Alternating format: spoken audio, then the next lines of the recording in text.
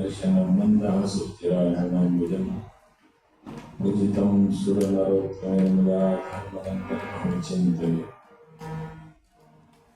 सर्वावतारेश्वरी भगवान श्री स्वामिनारायण विजय संतो ધીરનભાઈ શેઠ, દવે સાહેબ, મહેશભાઈ, અમારા પૂજારી, તમામ ભક્તોને ભાવથી જય સ્વામિનારાયણ. જે ગળું ચાલતું નથી,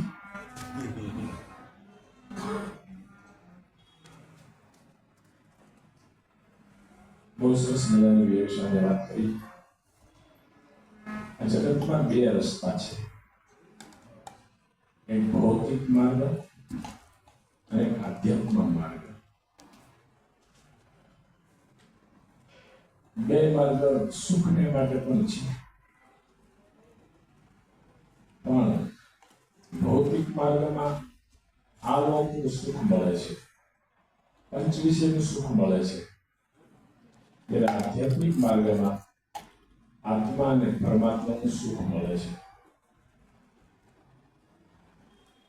એ સુખમાં તફાવત બહુ છે.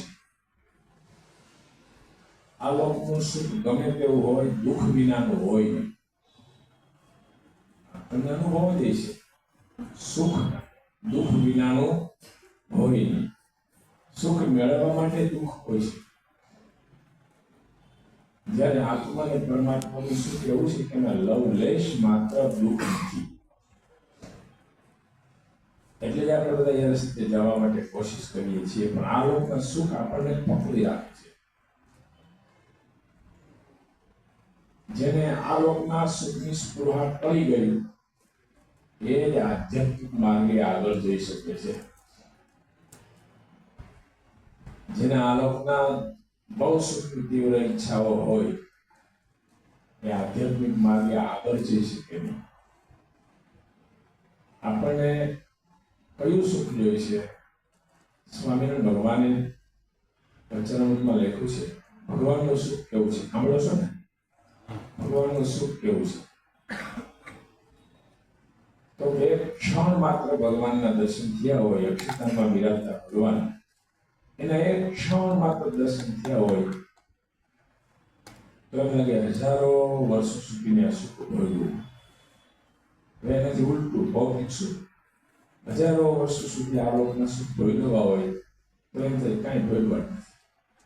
તમે કેટલું સારું સારું ખાધું છે, કર્યું છે, અત્યારે કાંઈ સુખ આવે છે? કાંઈ નહીં, ક્ષણિક. પંચવિષયનું સુખ, જગતનું સુખ ક્ષણિક છે, જ્યારે ભગવાનનું સુખ અખંડ અને અવિનાશી છે, નિત્ય છે.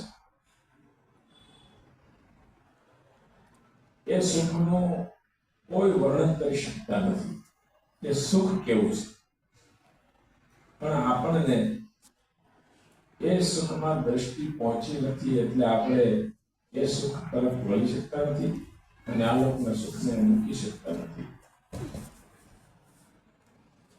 જેને ભગવાન ભજવા છે, ભગવાનનું સુખ મેળવવું હોય, એને શું કરવું જોઈએ?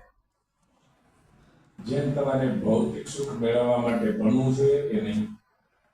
ભણે છે, કોઈ ડોક્ટર થાય, એન્જિનિયર થાય, જજ થાય, ચાર્ટ એકાઉન્ટર થાય, વગેરે. શા માટે? કે ભણીએ તો કાંઈક નોકરી મળે, ન મળે, કંઈક સુખી થાય. એમ જેને ભગવાનનું સુખ જોતું હોય એને આ કરવું પડે. શું? પહેલો સત્સંગ, અને સત્સંગ કરવો પડે. એ સત્સંગ છે મન વચન કર્મે કરી.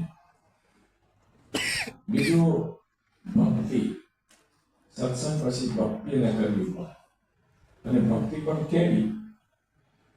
તો શાસ્ત્રમાં લખ્યું છે, ગોપીઓના જેવી ભક્તિ, પ્રેમ લક્ષણા ભક્તિ.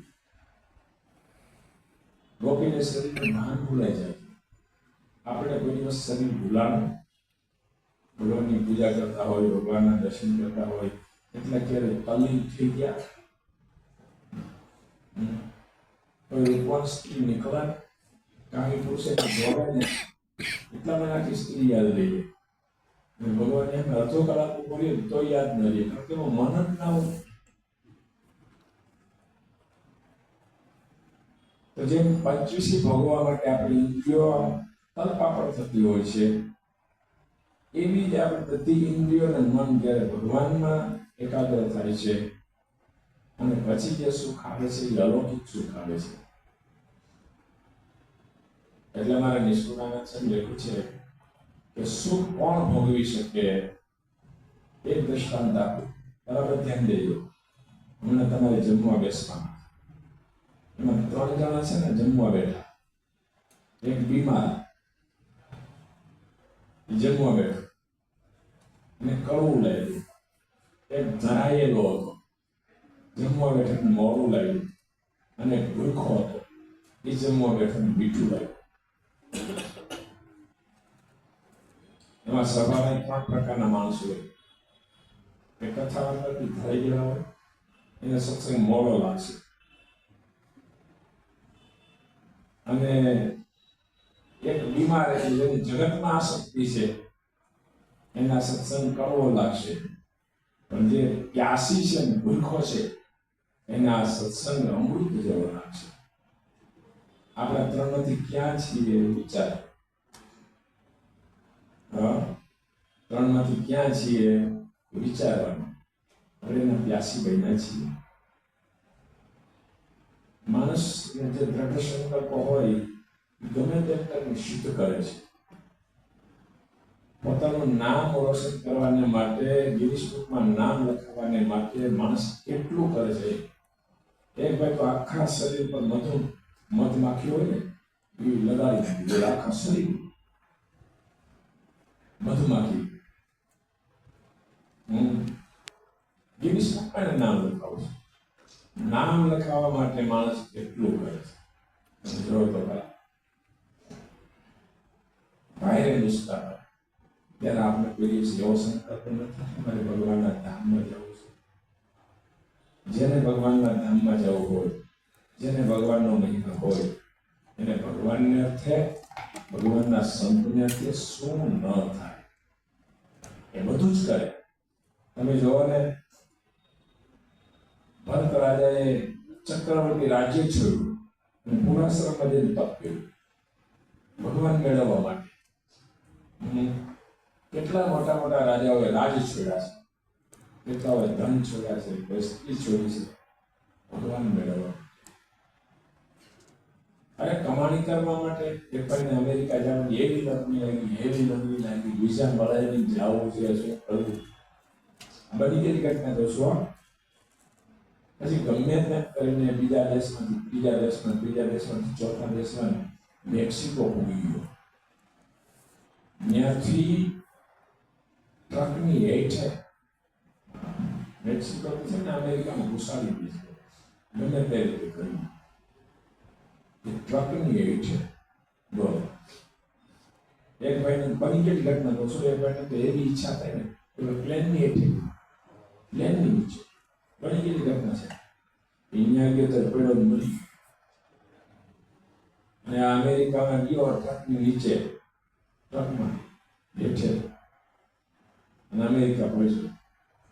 પછી ભાઈ મને અમેરિકામાં મળ્યો. હવે તો પસ્તાવો બહુ થઈ છે, હવે ઇન્ડિયા જવાતું નથી, પાસપોર્ટ નથી.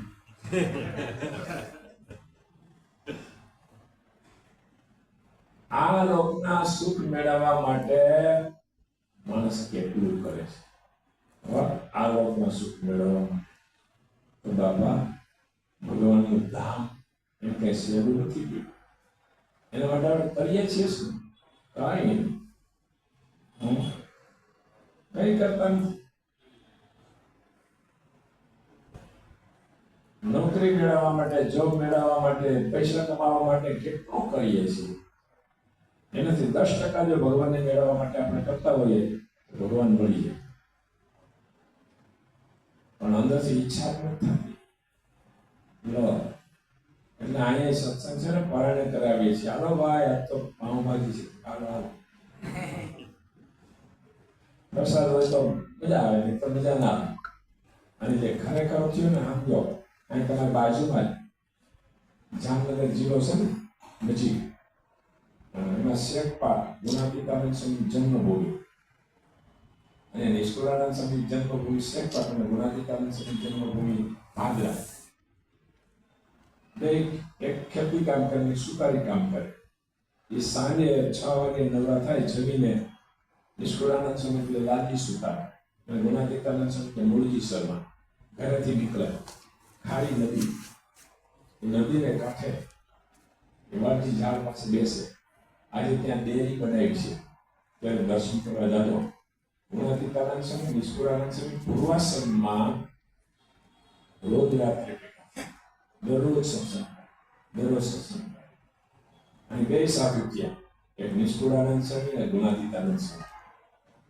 કેવા સમયથી સાધુ છે, અને એની શ્રદ્ધા, એનો મહિમા અજબ ગજબ. જ્યારે આપણને એવો ભગવાનનો મહિમા સમજાશે ત્યારે સત્સંગ કરવો નહીં પડે, થઈ જશે. થઈ જશે, એને કરવો ન પડે, થઈ છે. જે આપણે ગમતું હોય ને એ કરવામાં મજા બહુ આવે. જોજો, જે ગમતું હોય કરવામાં મજા બહુ આવે. ક્રિકેટના શોખીન હોય ને, ક્રિકેટ રમવામાં મજા જ આવે. 4 કલાક 5 કલાક 6 કલાક કંટાળો જ ના. તો જેને ભગવાન ગમતા હોય, ભક્તિ ગમતી હોય, 2 કલાક 5 કલાક 10 કલાક એને કંટાળો જ ના. ગમવા જોઈએ. ગમે ક્યારે, જ્યારે ભગવાનનો મહિમા સમજાય ત્યારે. સૌનું બધા કેમ ગમે છે? ઘણા તો લોઢા નહીં થાય, ના થાય એવું થોડું. લોઢા નહીં કરે ના થાય, પણ સોનું જ કેમ? સોનાની કિંમત છે એટલે એનો મહિમા છે. એમ જ્યારે આપણે ભગવાનની કિંમત સમજીએ, મહિમા સમજીએ, તો એની ભક્તિ કરવામાં પણ આનંદ આવે. કારણ કે વાલા ભક્તો, જેટલો ભગવાનનો મહિમા સમજાશે એટલે આપણે આધ્યાત્મિક માર્ગે આગળ વધશું, ભગવાનનો પ્રેમ થશે. બહુ જન્મના પુણ્યને અંતે આ સત્સંગ મળ્યો છે. બહુ જન્મના પુણ્ય હોય ત્યારે આ સત્સંગ મળે છે. થોડા પુણ્ય વાળાને તો આ સત્સંગ પણ મળતો નથી. એટલે તમે મંદિરમાં આવીને બેઠા છો એ પણ તમારા બહુ મોટા ભાગ્ય છે. પણ એ ભાગ્યને આગળ લઈ જાઓ, પછી તેમ ન રાખો. સારા પુસ્તકોનું વાંચન કરો, કથા સાંભળો, સત્સંગ કરો, કીર્તન ગાઓ, ગુણાતીતાનંદ સ્વામીની વાતો વાંચો, વચનામૃત વાંચો, આગળ વધો. બસ આગળ વધો. પછી આપણે જ્ઞાન રહીએ તો કેમ થાય? માટે વાળા ભક્તો, સત્સંગમાં આગળ વધજો એવી ભલામણ. બીજું,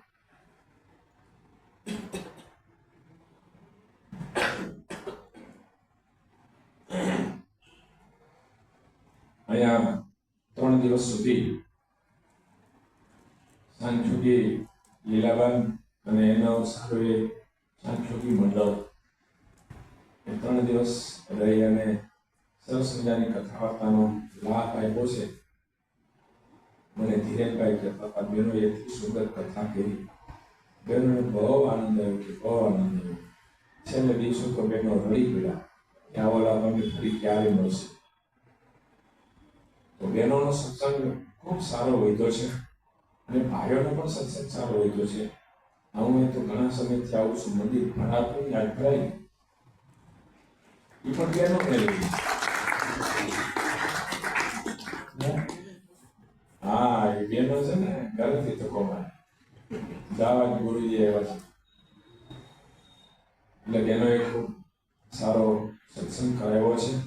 અવારનવાર સાંસ્કૃતિક બહેનો પણ આવતા રહેશે, સંતો પણ અવારનવાર આવે છે અને અમને પણ આમંત્રણ આપીએ છીએ કે આપણે આવતી સાલ ઘનશ્યામ માર્ગને 100 વર્ષ પૂરા થાય છે. એ નિમિત્તે શતાબ્દી મહોત્સવ ભવ્યતાથી અને દિવ્યતાથી ઉજવવાનો છે. એ નિમિત્તે કંઈક નિયમ લેજો. 5 માળા, 5 દંડવત, 5 પ્રદક્ષિણા, અને જે લાગે નિયમ રાખજો તો ભગવાન રાજી થશે. અને બીજું, 2-3 ત્રીજા મહિનાની 2જી તારીખે ત્યાં બહુ સરસ મજાની ગૌશાળા બાંધી છે. એનું ઉદ્ઘાટન છે બપોર પછી 5 થી 8. તો એમાં બધા જ ભક્તો ખાસ ઉદ્ઘાટનમાં પણ બતાવજો. સાથોસાથ રવિ સભા છે, દર મહિને 1 મહિને જયપુરમાં રવિ સભા થાય છે. એ રવિ સભામાં પણ લાભ લેજો. અને મારે ધીરેનભાઈ 3 દિવસ અહીંયા બહેનોને બોલાવીને સરસ મજાનો અહીંયા બહેનોને સત્સંગનો લાભ અપાયો છે. લાભ અપાયો એટલું જ નહીં, જે કંઈ ખર્ચો થાય છે બધો જ ખર્ચો ધીરેનભાઈ આવ્યો છે. તાળીઓથી અપાવો. આ મંદિરમાં ધીરેનભાઈ જ્યારે જરૂર પડે ત્યારે બહુ પૈસા વાપરે છે. એસી જેટલું હોય, પંખા હોય, કાંઈ પણ જરૂર હોય, કલર કામ હોય તો કોઈને કહેવાનું નહીં. ધીરેનભાઈ એકલા કરાવી દે છે. અને સત્સંગ પ્રત્યે એક દિવસ મેં કીધું, સાહેબ તમે બહુ પૈસા વાપરો છો. મને કે ભગવાનના ભક્તોને ન વપરાય તો શું કામનું? આવી સમજ. જ્યારે ધીરેનભાઈએ ખૂબ લાભ મોટો લીધો છે, એને પણ ખૂબ ખૂબ ધન્યવાદ. મયંકભાઈ અને એનો સારો એક પરિવાર, બધાને ખૂબ ખૂબ ધન્યવાદ. અને તમને પણ ખૂબ ખૂબ ધન્યવાદ. અને જે સાંખ્યોકી બહેનોએ સત્સંગનો લાભ આપ્યો છે એ બહેનોને પણ ખૂબ ધન્યવાદ. અને જે બહેનોએ સત્સંગનો લાભ લીધો છે એને પણ ખૂબ ખૂબ ધન્યવાદ. એટલું કહી મારી વાણીને વિરામ આપું છું. અસ્તુ બધાને ભાવથી જય સ્વામિનારાયણ.